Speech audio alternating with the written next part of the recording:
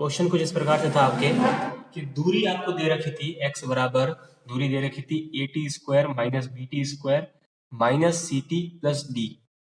इस तरह की आपको दूरी दे रखी थी। समय आपको दे रखा था कि t बराबर 1 सेकेंड हो तो वस्तु की चाल ज्ञात करनी है। ये जो यहाँ पर चाल ज्ञात की जा रही है ये कौन सी चाल है? ये है तात्क्षणिक चाल। ये चाल कौन सी है? तात्क्षणिक चाल ज्ञात की जाती है। और तात्क्षणिक चाल ज्ञात करने का सूत्र क्या होता है? v बराबर ds अपॉन dt। ये तात्क्षणिक चाल ज्ञात करने का सूत्र है, मैंने आपको कल बताया था। ठीक है, तो देखिए यहाँ पे, अब देखिए यहाँ पर ये s किसको बता रहा है? s दूरी को प्रदर्शित कर रहा है। s दूरी को प्रदर्शित कर रहा है और t समय को प्रदर्शित कर रहा है। यहाँ पर हमें दूरी दे रखी है और समय भी दे रखा है, तो हमें क्या करना पड़ेगा? s की जगह x भी लिख सकता हूं मैं। ठीक है, तो मैं यहाँ पे dx अपॉन dt कर देता हूँ। तो क्या हो जाएगा? d अपॉन dt को बाहर ले लिया, अंदर क्या आ जाएगा? x। x का मान कितना है? A T square minus B T square minus C T plus D. तो यहाँ पे लिख लेंगे A T square minus B T square minus C T plus D. इस तरह से हो जाएगा। अब यहाँ पर क्या करना है? यहाँ पर देखिए अवकलन करना है t के रेस्पेक्ट में, t के सापेक्ष इस पूरे समीकरण का अवकलन करना है हमें। t के सापेक्ष अवकलन करेंगे। अब देखिए यहाँ पर a क्या है? ये कांस्टेंट है। तो कांस्टेंट मैंने आपको बताया था नियत राशियां होती है, वो क्या आ जाएगी? बाहर आ जाएगी। तो a बाहर ले लिया जाएगा, a का अवकलन नहीं होगा क्योंकि यहाँ पर t नहीं है ना, हम तो t की रेस्पेक्ट में अवकलन कर रहे हैं। अगर यहाँ पर आपके a लिखा हुआ होता, a की रेस्पेक्ट में अवकलन करते तो t स्क्वायर बाहर आ जाता। जिसके सापेक्ष अवकलन कर रहे हैं सिर्फ उसी का अवकलन किया जाएगा, बाकी किसी का भी अवकलन नहीं होगा। यहाँ पर t के सापेक्ष अवकलन कर रहे हैं तो सिर्फ t की बात करेंगे। इसके गुणा में कोई भी राशि दे रखी है वो सब क्या आ जाएगी? कांस्टेंट में आ जाएगी और उसको बाहर ले लिया जाएगा, उसका अवकलन नहीं होगा। t के सापेक्ष अवकलन करेंगे तो क्या होगा? अवकलन का सूत्र मैंने आपको बताया था, सूत्र लिख लेता हूँ। अवकलन का सूत्र क्या था? अगर किसी कोई राशि है x की घात n, उसका अगर x के सापेक्ष आप अवकलन करते हो तो क्या आता है? ये जो घात है ये आगे आ जाएगी और x की जो घात है इसमें से एक माइनस हो जाएगा। तो n x की घात n माइनस 1, ये सूत्र होता है। तो इस सूत्र को यहाँ पर अप्लाई करेंगे हम। तो अप्लाई करेंगे तो क्या हो जाएगा? अवकलन कीजिए। यहाँ पर a कांस्टेंट है, a बाहर आ जाएगा। टी स्क्वायर का अवकलन करेंगे तो टी स्क्वायर का अवकलन इस सूत्र से करेंगे तो क्या आएगा? यहाँ पर t की घात 2 है, इधर x की घात n था, x की घात n था तो क्या हुआ? n बाहर आ गया और x की घात n माइनस 1 हो गया। तो यहाँ पर t की घात 2 है तो t बाहर आ जाएगा, सॉरी 2 बाहर आ जाएगा और t की घात 2 माइनस 1 हो जाएगा।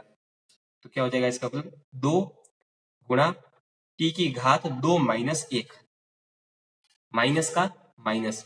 यहाँ पर देखिए b का अगर अवकलन करेंगे बी टी स्क्वायर का, तो बी क्या है? यहाँ पर नियत राशि है, कांस्टेंट राशि है, तो ये बाहर आ जाएगी। बी का अवकलन नहीं होगा, सीधा किसका होगा? टी स्क्वायर का अवकलन होगा। तो टी स्क्वायर का अगर अपन अवकलन करेंगे तो क्या आएगा? 2t की पावर टी 2 माइनस 1 माइनस सी का अगर आप अवकलन करोगे तो सी कांस्टेंट राशि है, इसको बाहर ले लिया जाएगा। टी का अगर अवकलन करेंगे तो क्या आ जाएगा? टी की घात कितनी है? 1 है, तो 1 आगे आ जाएगी और टी की घात 1 माइनस 1 प्लस, अच्छा डी के गुणा में कोई भी टी की राशि नहीं है, डी के गुणा में टी नहीं है। ठीक है, तो डी क्या होगी? सिर्फ एक कांस्टेंट राशि होगी, एक नियत राशि होगी। और मैंने आपको बताया था कि नियत राशि का जब आप अवकलन करते हो, कांस्टेंट राशि का जब आप अवकलन करोगे तो क्या होता है? 0 के बराबर होता है, क्योंकि यहाँ पर टी उपस्थित नहीं है तो इसका अवकलन किसके बराबर होगा? 0 के बराबर होगा। जहां टी नहीं है वो पूरा पद ही 0 हो जाएगा। अच्छा, अब इसको सॉल्व करो। ए के गुणा कर दो 2 से, तो 2a टी की पावर कितनी है? 2 माइनस 1 है, तो कितनी हो जाएगी? 1 हो जाएगी। माइनस का माइनस बी, तो गुणा करेंगे तो क्या आएगा? 2b टी की पावर कितनी है? 2 माइनस 1, तो कितनी हो जाएगी? 1 हो जाएगी। माइनस का माइनस सी का गुणा 1 से करो तो सी आ जाएगा। ठीक है, और टी की पावर 1 माइनस 1 है, एक में से एक गया तो क्या हो जाएगी? टी की पावर कितनी हो जाएगी? 0 हो जाएगी। अगर किसी राशि की घात 0 हो जाती है, हम जानते हैं टी की घात, अगर किसी भी राशि की घात 0 हो जाएगी तो उसका मान किसके बराबर हो जाएगा? 1 के बराबर हो जाता है। तो यहाँ पर ये पूरा पद क्या होगा? 1 के बराबर हो जाएगा। 1 को अगर सी से गुणा करेंगे तो सी का सी आ जाएगा। प्लस का जीरो, जीरो लिखने की जरूरत नहीं है हमें, ठीक है। तो हमारे पास में ये पद आ गया, v बराबर हमारे पास में क्या आ गया, ये पद आ गया, v बराबर v बराबर 280 माइनस 2bt माइनस c, ये पद आया। अब आपको देखिए क्वेश्चन में क्या दे रखा था, क्वेश्चन में आपको दे रखा है t बराबर 1 सेकंड दे रखा है, तो हमें क्या करना पड़ेगा, जो t की वैल्यू है 1 सेकंड, वो इस इक्वेशन में पुट करनी होगी। यहाँ पर आपके पास में इक्वेशन क्या आ गई थी, इक्वेशन आ गई थी v बराबर 280 माइनस 2bt माइनस c, ये इक्वेशन थी। t आपको दे रखा है 1 सेकंड, t बराबर 1 सेकंड दे रखा है,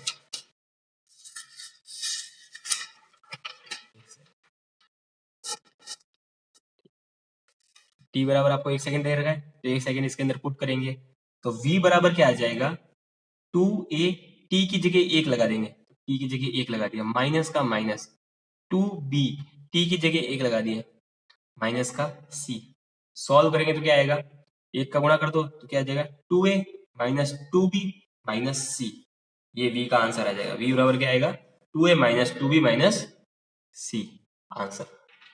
इस तरह से क्वेश्चंस को सॉल्व करना है। अगर a और b के मान दे रखे होते तो यहाँ पर कुछ संख्या में मान आता, a और b और c के मान दे रखे होते तो, ठीक है, इस तरह का क्वेश्चन। आज अपन एक नया टॉपिक वापस स्टार्ट करेंगे। अच्छा देखिए, अपन बात कर रहे थे चाल की, चाल कितने प्रकार की होती है, 4 प्रकार की चाल होती है। एक तो थी ताक्षणिक चाल, जो अपन ने पढ़ ली है। इसके बाद में दूसरी चाल थी औसत चाल, तीसरी थी समान चाल, और चौथी थी असमान चाल। 4 प्रकार की चालें थी, ताक्षणिक चाल, औसत चाल, समान चाल और असमान चाल। ताक्षणिक चाल हमने पढ़ ली है, तो अब अपन बात करेंगे औसत चाल की, औसत चाल क्या होती है, इसका अध्ययन करेंगे, ठीक है। सबसे पहले बात करते हैं औसत चाल की। औसत चाल क्या होती है, सेकंड है, ध्यान से सुनना। वस्तु द्वारा तय की दूरी, कुल दूरी तथा कुल समय का जो अनुपात होगा वो औसत चाल कहलाता है। कोई वस्तु है, गमन कर रही है, गति कर रही है, तो उसके द्वारा जितनी दूरी तय की गई है, टोटल दूरी, कुल दूरी तय की गई, और कुल समय का अनुपात, ठीक है। वस्तु द्वारा तय की गई कुल दूरी तथा कुल समय का अनुपात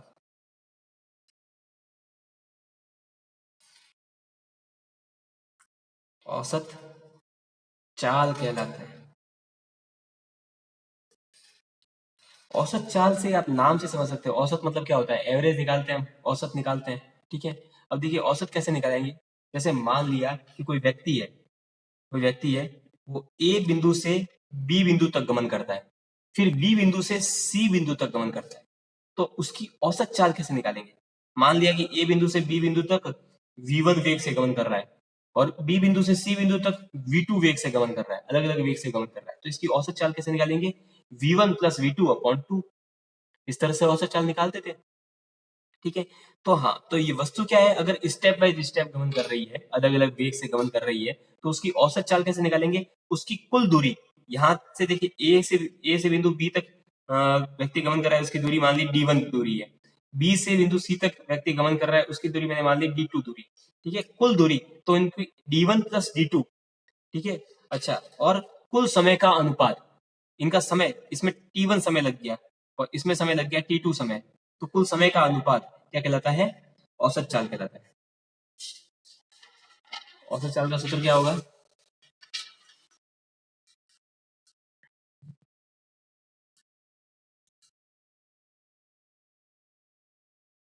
औसत चाल, औसत चाल बराबर होती है वस्तु द्वारा तय की गई कुल दूरी बट्टा कुल समय, कुल दूरी और कुल समय का अनुपात औसत चाल के बराबर। अब अपन अलग अलग स्थितियों के लिए औसत चाल निकालेंगे। सबसे पहले बात करते हैं केस फर्स्ट की। केस फर्स्ट में क्या दे रखा है आपको, जब अलग अलग भागों की दूरी तथा समय दिया हो, जो आपको अलग अलग भागों की दूरी तथा समय दिया हो, ठीक है। तो आपको औसत चाल निकालनी है, अलग अलग भागों की दूरी और समय आपको दे रखा हो, तो औसत चाल कैसे निकालोगे। जैसे मान लिया कि कोई वस्तु है, वो ए बिंदु से बी बिंदु तक गमन करती है और फिर बी बिंदु से सी बिंदु तक गमन करती है, ठीक है। कोई वस्तु ए से बी तक और बी से सी बिंदु तक गमन कर रही है। पहले जो वो ए से बी तक गमन करेगी, वो ए से ए और बी के मध्य की दूरी मैंने मान ली d1 दूरी है। ए और बी के मध्य की दूरी कितनी है, d1 दूरी है। और ए बिंदु से बी बिंदु तक वस्तु को गमन करने में जो समय लगा है, वो समय कितना है, t1 समय, t1 टाइम लिया है वस्तु ने ए बिंदु से बी बिंदु तक गमन करने के लिए। अच्छा, बी बिंदु से सी बिंदु तक वस्तु को पहुंचने के लिए t2 समय लगा है। और बी बिंदु से सी बिंदु तक वस्तु की बी बिंदु के सी बिंदु तक की दूरी कितनी है, d2 दूरी है। बी और सी के मध्य की दूरी कितनी है, d2 दूरी है। तो यहाँ पर कह रहा है कि अगर जब अलग अलग भागों की दूरी तथा समय दिया हो, तो आप औसत चाल कैसे निकालेंगे। ठीक है, अलग अलग भागों की दूरी और समय आपको दे रखा है, तो औसत चाल कैसे निकालेंगे। तो औसत चाल क्या होगी, औसत चाल क्वेश्चन में लिखता हूं, वी एवरेज बराबर क्या होगा, एवरेज मतलब औसत, ठीक है। तो वी एवरेज औसत चाल, तो औसत चाल क्या होगी, कुल दूरी बटा कुल समय। कुल दूरी कितनी है, d1 plus d2, d1 plus d2 बटा समय कितना है, कुल समय, कुल समय कितना है, t1 plus t2, t1 plus t2। इस तरह से आप इस कंडीशन में औसत चाल निकाल सकते हो। अलग अलग भागों की दूरी और समय आपको दे रखा है और आपको पूछ रहा है कि औसत चाल निकालेंगे, तो औसत चाल निकालने का फॉर्मूला क्या हो जाएगा, कुल दूरी बटा कुल समय। दूरियां क्या है, d1 और d2 है, तो दोनों d1 और d2 का योग बटा समय क्या है, t1 और t2, तो t1 और t2 का योग, ये आ गया औसत चाल। ये पहली कंडीशन की बात कर ली। दूसरी कंडीशन की बात करते हैं, केस सेकेंड। दूसरी कंडीशन में क्या है, जब अलग अलग भागों का समय तथा चाल दिया हो, जब हमें अलग अलग भागों का समय तथा चाल दिया हो। अब देखिए, दूसरी कंडीशन में आपको समय और चाल दे रखा है, पहली कंडीशन में आपको दूरी और समय दे रखा था, इस कंडीशन में आपको समय और चाल दे रखा है। समय और चाल दे रखा है, किस तरह से करोगे, यहाँ पर ए बिंदु है, यहाँ बी बिंदु है, यहाँ सी बिंदु है। ए से बी तक पहुंचने के लिए कितनी चाल, चाल मतलब स्पीड, कितनी स्पीड से वस्तु ने गति की, ए बिंदु से बी बिंदु तक पहुंचने के लिए वस्तु ने कितनी स्पीड से गति की। तो कितनी स्पीड से, माना कि v1 वेग से गति की है, ठीक है। अच्छा, बी बिंदु से सी बिंदु तक पहुंचने के लिए मान लिया कितने वेग से गति की है, v2 वेग से गति की है। अच्छा, समय भी आपको दे रखा है, माना ए बिंदु से बी बिंदु तक पहुंचने के लिए t1 समय लगा है और बी बिंदु से सी बिंदु तक पहुंचने के लिए t2 समय लगा है, ठीक है। आपको क्या निकलना है, यहाँ पर देखिए, यहाँ पर आपको समय दे रखा है, चाल दे रखी है, आपको निकालना क्या है, दूरी निकालनी है, ठीक है।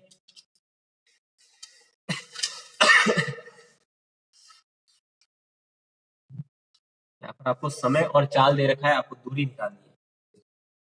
कैसे निकालोगे दूरी, आपके पास में चाल का फॉर्मूला है, चाल बराबर क्या होता है, चाल बराबर होता है दूरी बट्टा समय। दूरी बट्टा समय, हमें निकालनी क्या है, दूरी निकालनी है। तो दूरी बराबर क्या हो जाएगी, चाल गुणा समय।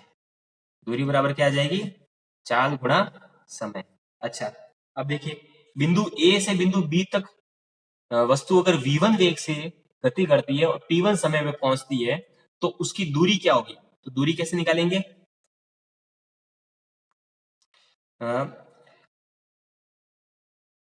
बिंदु ए तथा बी के मध्य की दूरी निकालते हैं सबसे पहले। मध्य की दूरी, बिंदु ए तथा बिंदु बी के मध्य की दूरी निकालेंगे। कैसे निकालेंगे? देखिए हमारे पास में क्या दे रखा है, चाल दे रखी है, समय दे रखा है। तो देखिए आपके पास में दूरी का सूत्र है, दूरी बराबर क्या है, चाल गुणा समय। तो मैं दूरी d1, दूरी क्या होगी वो d1 बराबर क्या होगी, चाल हमारे पास में कितनी है v1, तो v1 गुणा समय हमारे पास में क्या है t1, तो t1, d1 बराबर क्या आ जाएगा v1 गुणा t1। इसको ले लिया हमने समीकरण 1। दूसरी चीज, अब देखिए यहाँ पर हमें बिंदु बी और सी के मध्य की दूरी निकालनी है। बिंदु बी तथा सी के मध्य की दूरी, बिंदु बी तथा सी के मध्य की दूरी निकाल रहे हैं। हाँ, मान लिया यहाँ पर देखिए बिंदु बी और सी के मध्य की दूरी मैंने मान ली कितनी है, d2 है। d2 बराबर किसकी होगी, दूरी बराबर होती है चाल गुणा समय। बिंदु बी और सी के मध्य की चाल कितनी है, v2 है। और बिंदु बी और सी के मध्य की मैं लगा समय कितना है, t2 समय, तो चाल गुणा समय है, तो v2 गुणा क्या हो जाएगा t2। ये आ गया समीकरण 2। हमारे पास में 2 समीकरण आ गए, अर्थात हमने दोनों दूरियां निकाल दी है। अब हमारे पास में फॉर्मूला क्या है, सूत्र क्या है, औसत चाल का। अब अपन औसत चाल निकालते हैं। औसत चाल का सूत्र क्या है, औसत चाल बराबर होती है सर कुल दूरी बट्टा कुल समय। औसत चाल बराबर होती है कुल दूरी बटा कुल समय। तो यहाँ पर कुल दूरी निकालनी है, तो देखिए d1 और d2 का योग करना पड़ेगा। कुल दूरी निकालने के लिए क्या करना पड़ेगा हमें, d1 और d2 का योग करना होगा। d1 प्लस d2 बट्टा कुल समय, कुल समय निकालने के लिए क्या करना पड़ेगा हमें, t1 और t2 का योग करना होगा। t1 प्लस t2 बराबर, अब देखिए यहाँ पर d1 और d2 का योग कर रहे हैं। यहाँ पर हमें d1 का मान दे रखा है समीकरण 1 और 2 से, तो यहाँ पर हमें d1 की जगह समीकरण 1 से मान रख सकते हैं और d2 की जगह समीकरण 2 से मान रख सकते हैं। देखिए d1 की जगह क्या लिखा हुआ है, यहाँ पे d1 बराबर है v1 गुणा t1, तो v1 गुणा t1 कर दिया, t1 है, ठीक है। d1 बराबर क्या है, v1 गुणा t1 प्लस का प्लस d2, d2 बराबर क्या दिख रखा है, d2 बराबर हमने निकाला है कि d2 बराबर है v2 गुणा t2, v2 गुणा t2 बट्टा समय, समय कितना दे रखा है t1 प्लस t2 समय दे रखा है।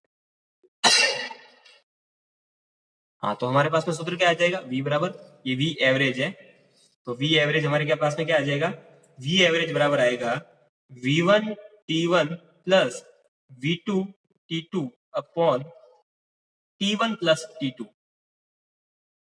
ये हमारे पास में सूत्र आ जाएगा, ठीक है। अब कौन सी कंडीशन के लिए सूत्र है, जब आपको समय और चाल दे रखी हो, ठीक है, तो औसत वेग क्या आएगा। जब आपको समय और चाल दे रखी है तो औसत वेग क्या आएगा, उसका सूत्र ये हो जाएगा, ठीक है, इस प्रकार से। इसे याद रखने की जरूरत नहीं है, बहुत आसान है, आप आराम से निकाल सकते हो उसे, कंडीशन के अकॉर्डिंग निकाल सकते हो सूत्र को। अच्छा, अब अपन बात करते हैं इसकी तीसरी कंडीशन के लिए। तीसरी कंडीशन में क्या होगा, अच्छा इसी सूत्र को अगर अपन आगे लेके चले, इस सूत्र का समांतर माध्य निकालेंगे तो किस प्रकार से निकालेंगे, सबसे पहले वो देख लेते हैं। इस सूत्र का समांतर माध्य देखिए, सूत्र हमारे पास में क्या आया था, v एवरेज बराबर आया था v1 t1 plus v2 t2 upon t1 plus t2। ये सूत्र हमारे पास में आया था। हमें निकालना है समांतर माध्य। देखिए, यदि समय बराबर हो, तो यदि आप समय को बराबर कर दें, अर्थात t1 बराबर कर दिया आपने, t2 बराबर कर दिया t के, t1 और t2 दोनों किसके बराबर है, t के बराबर है, अर्थात तो समय क्या कर दिया आपने, बराबर कर दिया, तब औसत चाल क्या होगी, तब औसत चाल क्या होगी, v एवरेज बराबर क्या हो जाएगी,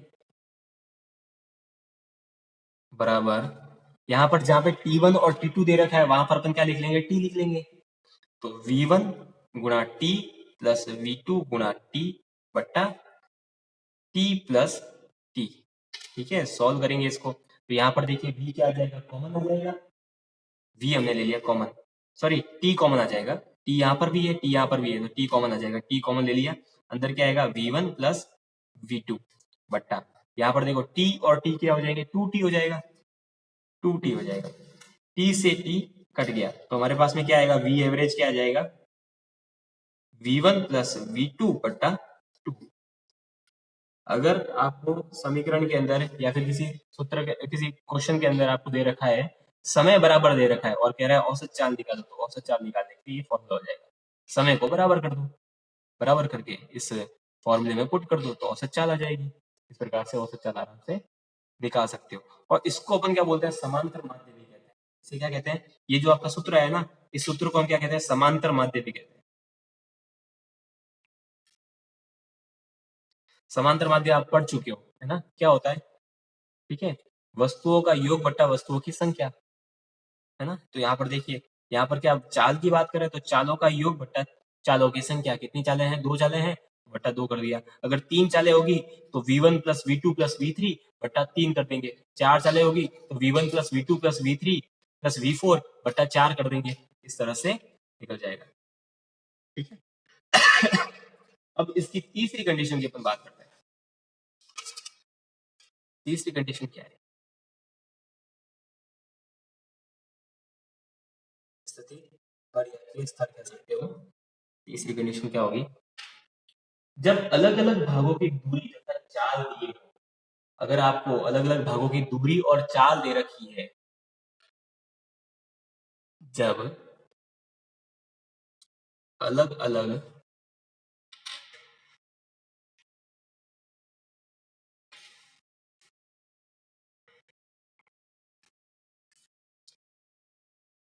भागों की दूरी तथा चाल दी हो। देखिए पहली कंडीशन में आपको क्या दे रखा था, पहली कंडीशन में आपको दूरी तथा समय दे रखा था, दूसरी कंडीशन में आपको समय और चाल दे रखी थी, तीसरी कंडीशन में आपको कह रहा है कि दूरी और चाल दे रखा है, समय नहीं है आपके पास में। तो आपको निकालना क्या है, यहाँ पर समय निकालना है। ये पहले हमें पता होना चाहिए। देखिए तीनों चीजों में क्या चीज दे रखी है, कोई भी 2 चीज आपको दे रखी होगी और तीसरी चीज आपको निकालनी है, तो हमें तीसरी चीज के अनुसार ही फॉर्मूला बनाना पड़ेगा। आई बात समझ में, हमें पता है सूत्र क्या है हमारा, दूरी बराबर होती है, सॉरी, चाल बराबर होती है दूरी बट्टा समय के। चाल बराबर है दूरी बट्टा समय। निकालना क्या है, हमें समय निकालना है, तो समय को एक तरफ ले जाते हैं। अब देखिए यहाँ पर समय भाग में है, इधर आएगा तो गुणा में हो जाएगा। अच्छा, चाल क्या होगी, गुणा में, तो इधर जाके किस में हो जाएगी, भाग में हो जाएगी। तो समय क्या आ जाएगा हमारे पास में, समय इधर आ जाएगा और चाल इधर आ जाएगी। समय क्या आ जाएगा, दूरी बट्टा चाल। देखिए समय क्या आ जाएगा, समय बराबर दूरी बट्टा चाल आ जाएगी। ये हमारे पास में समय का सूत्र आ गया। अच्छा, अब कुछ नहीं करना है। देखिए यहाँ पर कंडीशन क्या है, वापस वो की वो कंडीशन है, ए बिंदु, बी बिंदु और सी बिंदु, 3 तरह के बिंदु है, ठीक है, ए बी और सी। ए से बी तक, बी से सी तक हमें दे क्या रखा है, दूरी दे रखी है और चाल दे रखी है। दूरी माना ए बिंदु से बी बिंदु के मध्य की दूरी कितनी है, d1 दूरी दे रखी है। बी से सी के मध्य की दूरी कितनी दे रखी है, d2 दूरी दे रखी है। चाल, ए बिंदु से बी बिंदु के मध्य की चाल कितनी है, मान लिया v1 चाल है। बी से सी के मध्य की चाल कितनी है, v2 चाल है। ठीक है, निकालना क्या है, समय निकालना है। तो सबसे पहले अपन ए बिंदु से बी बिंदु के मध्य का समय निकालते हैं। ए से बी के मध्य का समय, मध्य समय, तो समय क्या निकलेगा हमारे, समय t1। t1 बराबर क्या आएगा, यहाँ पर क्या है, दूरी कितनी दे रखी है, d1। अब देखिए सूत्र हमारे पास में समय बराबर होता है दूरी बट्टा चाल। दूरी कितनी है, d1 है, तो d1 बट्टा चाल, चाल कितनी है हमारे पास में, v1, v1 आ जाएगा। इसको ले लिया समीकरण 1। इसी प्रकार से बी से सी के मध्य समय निकालना है। बी से सी के मध्य समय t2 बराबर क्या आ जाएगा, बी और सी के मध्य का समय निकाल रहे हैं, दूरी बट्टा चाल। दूरी कितनी है d2 बटा चाल कितना है v2 आ जाएगा। Equation number 2। इस तरह से दो समीकरण बन जाएगी। ठीक है, अब देखो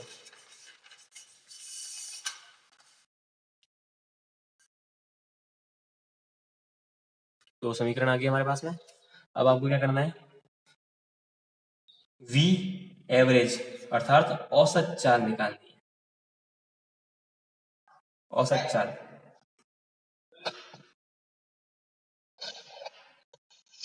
औसत चाल बराबर क्या होगी, कुल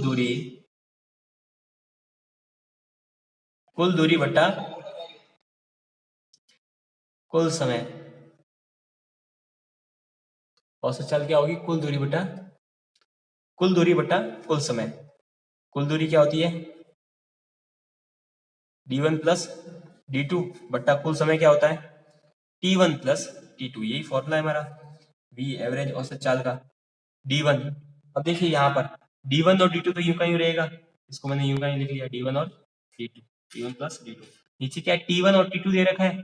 समीकरण 1 और 2 से t1 और t2 के मान समीकरण इसके अंदर रख देते हैं। ठीक है, पहले देखिए समीकरण 1 से t1 बराबर क्या आ रहा है, d1 अपॉन v1। तो t1 की जगह क्या लिखेंगे, d1 upon v1, d1 upon v1 plus का प्लस। समीकरण 2 से रखेंगे t2 का मान कितना आ रहा है, d2 upon v2, d2 upon v2 लगा देगा। ठीक है, तो इस प्रकार से हमारा v एवरेज निकल जाएगा। अगर आप इसको और सॉल्व करना चाहो तो और भी सॉल्व कर सकते हैं, लेकिन यहाँ तक भी सही है। वैसे ये भी हमारा सही है। ठीक है, ये आ जाएगा v एवरेज का मान आ जाएगा। ठीक है, किस स्थिति में आएगा, जब आपको दूरी और चाल दे रखी हो, ठीक है, और समय निकालना है, तो उसके लिए ये सूत्र आ जाएगा।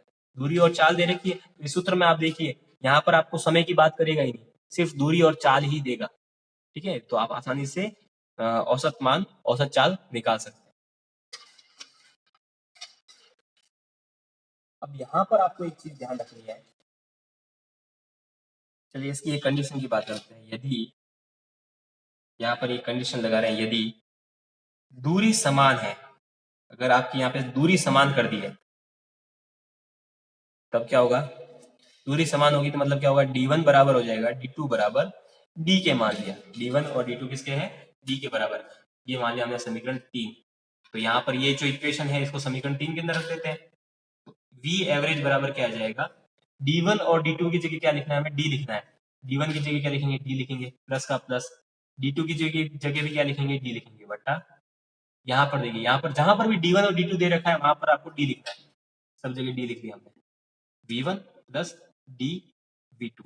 अब इसको सॉल्व करो, d और d कितना हो जाएगा, 2d हो जाएगा, बट्टा यहाँ पर देखो d और d है तो d मैं कॉमन ले लेता हूँ। d कॉमन ले लिया तो अंदर क्या आ जाएगा, 1 upon v1 plus 1 upon v2। d से d कट गया तो हमारे पास में क्या आ गया,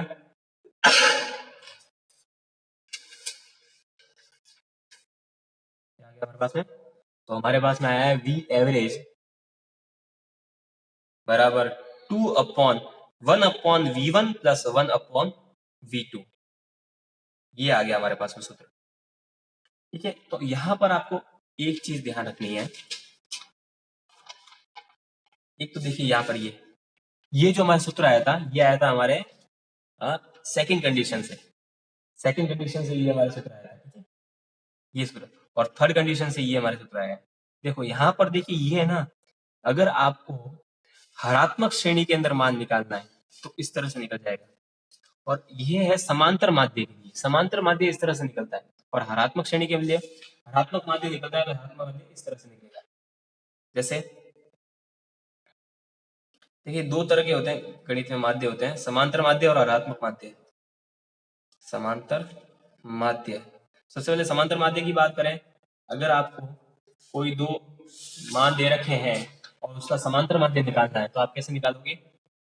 माना कोई दो मान दे रखे हैं, a कॉमा बी दे रखा है, ठीक है, तो आपको इसका समांतर माध्य निकालना है। तो a बराबर क्या आ जाएगा, a प्लस बी बट्टा राशियों का योग बट्टा राशियों की संख्या। कितनी संख्या है, 2। इसी तरह से अगर आपको 3 मान दे रखे होते तो 3 मानों के लिए कैसे निकालते, ये बराबर क्या आ जाता, a प्लस बी प्लस सी बट्टा 3। और अगर आप हरात्मक माध्य निकालते हैं, हरात्मक माध्य, हरात्मक माध्य निकालेंगे तो कैसे निकालेंगे? दो राशियां दे रखी ए और बी, तो आपको क्या करना पड़ेगा, ए बराबर क्या करना पड़ेगा, जो ये राशियों की संख्या है, संख्या को सबसे पहले ऊपर लिखेंगे। कितनी? दो संख्या है, ए और बी दो संख्या है, तो दो ऊपर लिख लिया, बट्टा ये देखिए ए और बी है, दो राशियां हैं, तो इनको बट्टे के रूप में, हरात्मक श्रेणी के रूप में लिखना पड़ेगा। 1/a प्लस 1/b के रूप में लिखना पड़ेगा। हरात्मक माध्य निकालने के लिए क्या करना पड़ता है आपको, राशियों की संख्या को ऊपर लिखते हैं, बट्टे में हरात्मक श्रेणी के अंदर राशियों के मान को लिखा जाता है। 1/a प्लस 1/b, उनका योग करेंगे। यहाँ पर अगर आपको कोई तीसरा पद सी भी दे रखा होता तो कैसे करते? ए बराबर क्या जाता? 3/1/a plus 1/b plus 1/c, इस तरह से करना पड़ता है। तो यहाँ पर ये जो वैल्यू आई है आपकी, ये हरात्मक माध्य है आपका। किसमें आया है? हरात्मक माध्य है। ठीक है, तो अलग अलग कंडीशंस के लिए अगर आपको क्वेश्चंस के अंदर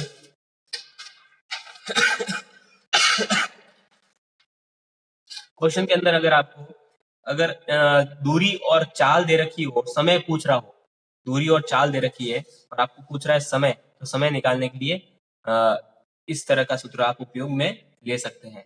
सीधा आपको याद रखने की, मतलब ऐसा ये सूत्र निकालने की भी जरूरत नहीं है, सीधा आप याद भी रख सकते हो कि हाँ, सीधा सूत्र क्या होगा, हरात्मक माध्य में होगा। अगर आपको दूरी और चाल दे रखी है, समय निकालना है, तो सूत्र किसमें होगा? हरात्मक माध्य में होगा। तो जो भी चाल की वैल्यू दे रखी है उसको आपको हरात्मक श्रेणी के अंदर लिखना है। ठीक है, और दूसरी कंडीशन,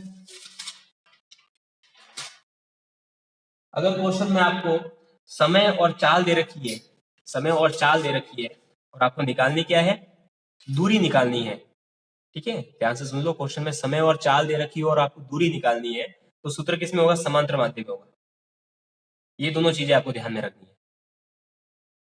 दूरी और चाल दे रखा हो तो सूत्र होगा हरात्मक माध्य में, और दूरी और समय और चाल दे रखी हो तो माध्य सूत्र किसमें होगा? समांतर माध्य में होगा। ठीक है, इस तरह से आपको सूत्र निकालना है औसत चाल के। ठीक है, तो आज की क्लास में अपन इतना ही पढ़ेंगे, कल इससे आगे